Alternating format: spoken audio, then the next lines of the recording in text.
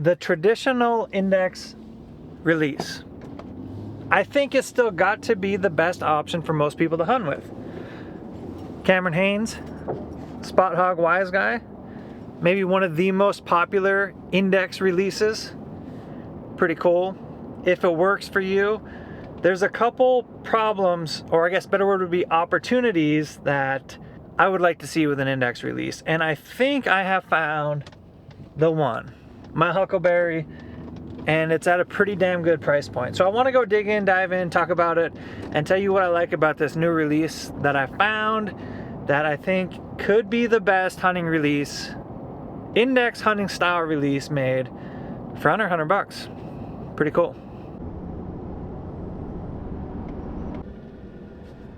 Got a new wallet.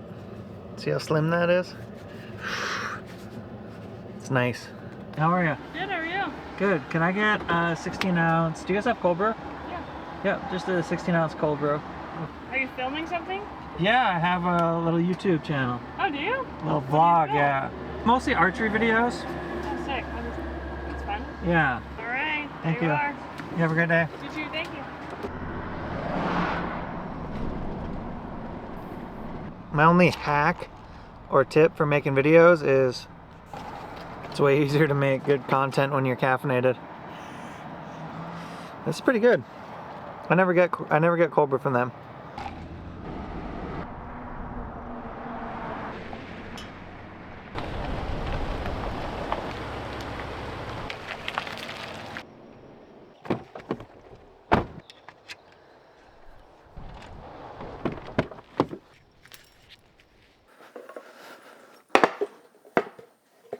Guys, I have been on the search for the best, most adjustable index finger because I do think they're the most practical to hunt with.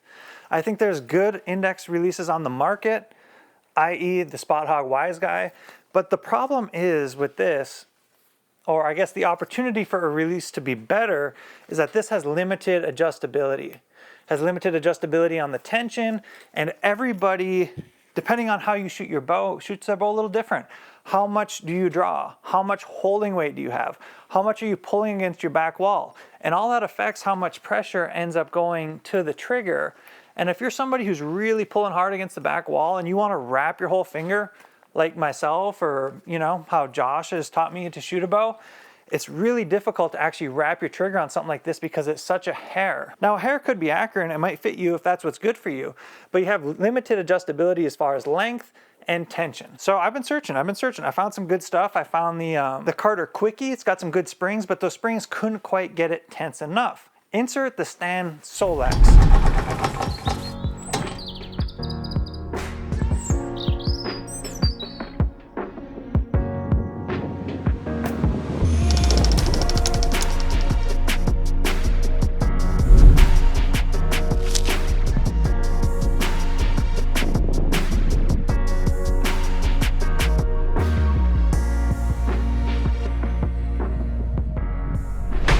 Under $100, total adjustability. We're gonna break it down with Josh, maybe have Josh insert a couple of tips on how you should or could shoot something like this to be a little more accurate, get it all set up for me. I'm excited about this. I think it might just be the best hunting release for under $100 as it sits today.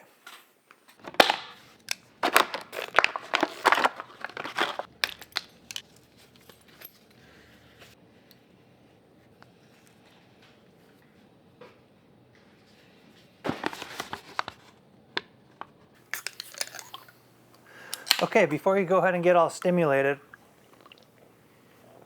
Oh, it's cold. Give me Ow. give me a couple of reasons why a person would want to hunt with an index. Actually, let me go first. I'll do the first one. You're staying strapped. You're stealing my number one, you sneaky little bastard.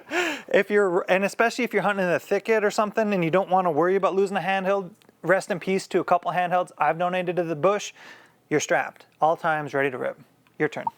Well, number one is it's attached to you. It's hard to lose. Anybody who's hunted with a bow for more than 5 years in the sticks will know you will lose a release or you run a really high likelihood of it. I've always got an extra release in my pack because you can set it down. And even when it's strapped to you, what happens when you got to wipe your bum? You're probably going to take this off because maybe you got to go to the bathroom. And then do you put it back on? Did you get excited? Did some situation happen and you forgot to put it back on? you are screwed, period, without it. So number one, strap. Two, it's a lot faster. What if you wipe from the front? What if you wipe standing up? Then your pants are probably dirty. So it's a lot faster. All right, it's a lot quicker to get on and off the string and attach and shoot. So if you're in a heightened situation, i.e. I got 10 seconds to fire, including attaching onto my string, oh my goodness, it's different. We've had a couple instances with me and my cousin. My cousin still hunts with one of those. And when we're both like, oh my God, there's something, we're both in the same spot. He's like fired his bow before I can even get mine back. Because I'm trying to attach it to the string, so I pulled it out of my pocket and stuck it on and adjusted my sight, and he's already like back and ready to fire and gone. So there's a big speed difference in application of this. Plus, another real positive, these are almost always way cheaper than a handheld. So they're definitely price sensitive. In a really good moment now, like what I used to use for a release like that of quality was probably $200 back in the day. I was paying just as much for a caliper style release as I was paying for a handheld back then to get one that was really good and clean. Now, $60 to $100, there's a lot of really good clean releases now. And I like a buckle that has a firm buckle point for consistency, for being repeatable. Another positive is most of your handheld releases have a sear engage, which is nice for feel, but makes noise. So when you go to shut it, it goes click. Those don't do that. Some of them do, but 90% of releases that are attached to your wrist are silent on and off the bowstring. Noise-free since '93. And wrist strap releases also give you a really good anchor point. I would rival and argue that your anchor point with a wrist strap release can be better than with a handheld. That's an extra addition too. Somebody made a comment that they'd love your channel to be a guy who starts out and ends up in the tournament world and goes to like the tournaments and talks about the story and whatnot. Yeah, it might be. ASA. You want to tell the audience I mean, we got to go to an ASA at some point. Do you want to tell the audience about how I just announced that you're coming to shoot the top pin with me, and then come to find out Josh organized he organized the whole wedding just to dodge me? It's all on my credit card and everything. Like I organized everything. I organized Timmy, the other guys participating, talked to the tournament guy to make sure we can be in the same group so we can film the whole bit. And then I realized I have to go to a wedding the same weekend, and I have to go. I can't not go to it. My best friend and hunting partner for a long time, Nick Donner, is going to step into my place. So it's still going to happen, but unfortunately, my funny ass isn't going to be there. I apologize. My final reason, this is something that will be in my rotation of hunting releases. Open hook, slap it on, ready to rip, tater chip. That is so convenient for hunting application. Yeah, you can't beat a wrist strap for ease of use and time. Everything about a handheld takes more time, it's more difficult, but it is a cleaner break.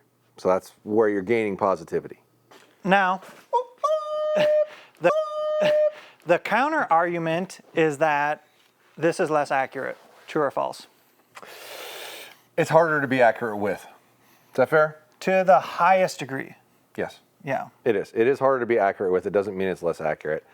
Traditionally, a wrist strap release, a lot of them out there are really poor quality. So you're not getting a good clean break, or you're getting a crap ton of movement while it goes off, or the opening mechanism with both sides moving creates a little variance left to right every time you shoot it. So if you are going to shoot a wrist strap release, I strongly encourage you to shoot one that only opens one direction. Like on this, it can only open this way, right? A dual jaw release opens and closes like this. It's intended to go on your bowstring, not on a string loop. So this is not what you use on a string loop. Period. If you're using a double jaw, it's the wrong mechanism for this, which I'd like to think 99 point something percent of you are probably using this. If you're using this, one side opening. It can be an open hook or a closed jaw, but only one side moving, so it does the same thing every time, no matter what. We're gonna get this set up. We're gonna dial it in for me, and I'll let Josh talk you through some of the finer points of letting one of these things. If you're gonna shoot one of these things, what would be a good way to do it? See if I jack up the video now. This is the Josh Jones cam. Just go ahead and pull her back, and I'll mention a couple things. Don't let her fly until I say so. Okay. Now, touching the knuckle back there underneath the ear like you're doing is fantastic. That little point right back there. Go ahead and hook around it. So right where you have it, I actually really like it in that position. Go ahead as you're comfortable and fire. Okay.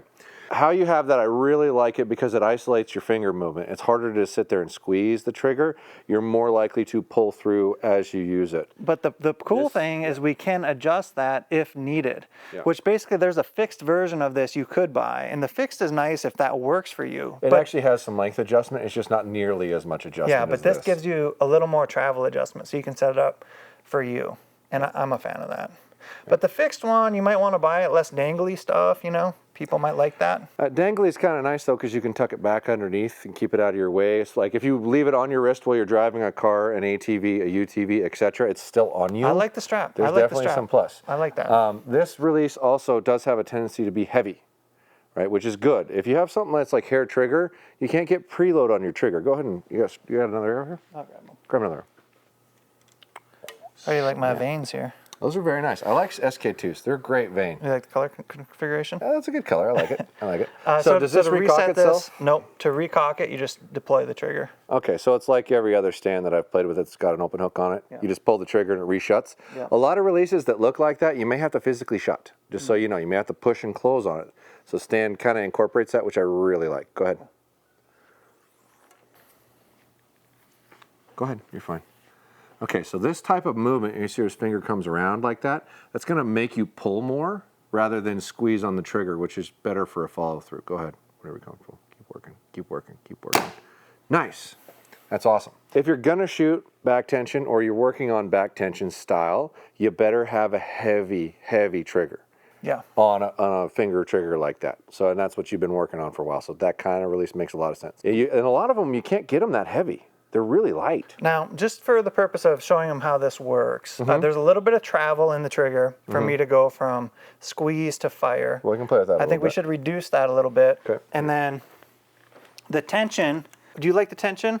I mean, it's close, I think. I didn't shoot that one, so I don't know. I'm saying when I shot it, did you like how it Yeah, looked? it looked like you were putting some work into it, which is good. Maybe Little it's a bit. titch heavy? Titch heavy. Okay, I was going to say go titch heavier. Heavier, okay. Well, yeah, but we've played this game with you before, and you like max things out. So your average person's probably not going to do that. This is travel, and So let's take some travel out. this is tension. And that's tension Yeah. there. Well, that makes sense. That would be where your spring is, and that's where your movement is. Yeah. So let me grab another one. Just my 2 cents on how I would decide to hunt with this or not. It would depend on where I was going first, because I do like my hinge for accuracy, and I've grown to really enjoy it, got a lot of reps with it, love it. I don't think it's the best for hunting with, but if I was going somewhere that was thick, somewhere I wanted to stay at the ready, I would most likely be hunting with this. I think more often than not, most hunting situations, this for me is the best option.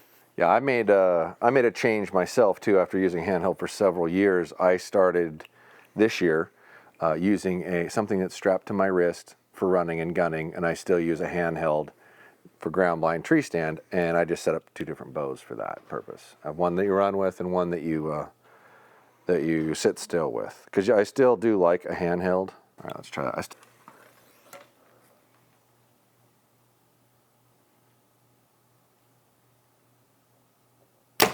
Feel any movement at all? Nope. No. Yeah, I myself, I'd rather not feel it move first. If I'm going to pull heavy like that, I want it to be a brick wall that breaks. I'm pretty much with you on that. This screw right here, okay, that screw like right there over my finger, that's travel. That is tension. You want to try it heavier or I lighter? think a little heavier. We can go a little heavier. Okay, so if I remember right, that's in. Try again. That should be a little heavier. Now for funsies, I'd like to see if it actually gets light. I don't just want to say this thing's heavier and crap, because the one complaint I had with like the Hawk, it's a real popular one that Joel likes a lot in that style of release, is so heavy you can't really get it light. And it would be nice if there was some variance in between there, because some people do not like a really heavy trigger. They want it to be kind of light. Heavier drastically? Okay. A little bit. I wouldn't say drastically. Okay, but it is heavier, yes? That was nice. So this is you're not gonna like this, okay? That's all right. We want to see. We're seeing how adjustable it is for you.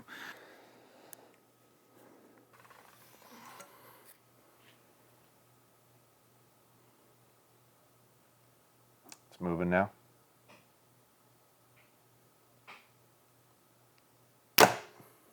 The travel, Wow, yeah, could you feel travel? a little bit. Yeah. 'cause Did you as adjust travel? No, but as you adjust tension, it affects travel. So that's why there's both did, adjustments. yeah. Was that a lot lighter, not lighter much?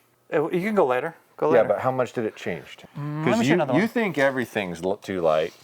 I don't. So maybe I need to shoot it once to tell you if You it's should heavy shoot as it once. balls or like You should not shoot it bad. once. Okay. Do you want to shoot my bow even? Yeah, I'll shoot your bow. I don't care. We're only an inch off. I shoot other people's bows every day. It's part of the job. Thank y'all. $10. This thing's probably still really heavy. Most of these releases that I've seen, if they're really heavy, you usually can't get them light. They're just heavy. Yeah. And in all fairness, you should shoot with some weight on it. You really should, but most people don't like that feel.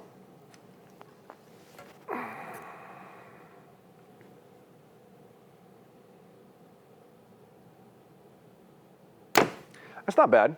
That's not like super light, but it's not bad. There was definitely travel at that point. Now I kind of want to play with it a little more. It feels pretty clean for what it is. It's a crisp mechanism, man. For that kind of money. Note to self, if you're ever backing a release tension out, test it first, and I'll show you how. Every one of my release review videos, I cover this so you don't hurt yourself. Hook it on, grab your string and cables, and pull really hard. Ow. Okay. That won't go off and punch you in the face. If you're not careful, some of these you set them so light that the pressure of trying to pull your bow back will fire them, and you go, and everybody laughs at you. Half a turn out. So from what we started at, we're over a turn and a half out on the tension. Just FYI. And I'm sure I can get the travel out of it. I'm just curious how light it gets. This is the first year I've messed with stands due to popular demand. And I gotta say, they're crushing the game, dude. They got that new clicker release. That's actually pretty light. I'm gonna try to take the travel out of it. And I kinda wanna see how light we can go. That's pretty light. I mean, that's not like and go off, but it's not heavy at all. And you can crank it down pretty heavy. That hawk I could not get it. And the hawk's only got a little bit of adjustability, right? Yeah, that didn't move. Another little note to yourself, even if you test it like that and you go to pull it back the first time, put your head out of the way. Just in case. I've punched myself in the face at least 3 times. Everybody thought it was funny but me. That still moved a little bit, but that was way, way less. And that was pretty darn light. Not wise guy or whatever light, where you like just breathe on it and it goes off. But you can actually get this thing way lighter than any other one I've tried that But you can gets go heavy. heavy too. Yeah, this is the only one I've tried that you can really get it heavy and really get it light. So I don't know what they're doing differently internally. I've got to be about running out of movement here. I mean, the screw's going to come out of the side of this thing. It's already starting to I'm sure that's the end, yeah. stick out a little bit. It's got to be real close. When it's protruding. I'm it's the so end. close to punching myself in the face. I bet you money. Catch that on film, that's gold. Make shorts, pow, pow. That's the content we're looking for. That's content you're looking for. It's not the content the moneymaker here is looking for. Yeah. Ooh, this one's bloody. Did you shoot something with this? Yep. Is that a bear killer? That's a used arrow. That's a used arrow. Remember, Proof. turn your Evidence. head away just in case. And make sure you point it at the bail when you do it.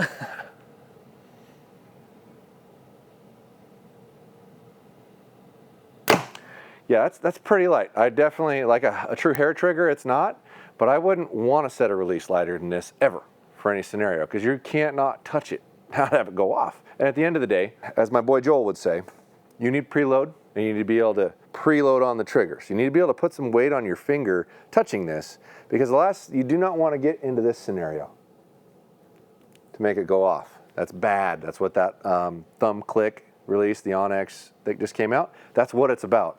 Forces you to put your finger on the trigger and pull it a little bit before you actually make the last little decision to fire your bow. So that is amazing for $100. It really is. Like I've shot a lot of these different releases that are inexpensive, and I don't know how you're going to find something nicer than that for $100. For what it's worth. Okay, so here's a quick rip with the old light mode, as light as it'll go.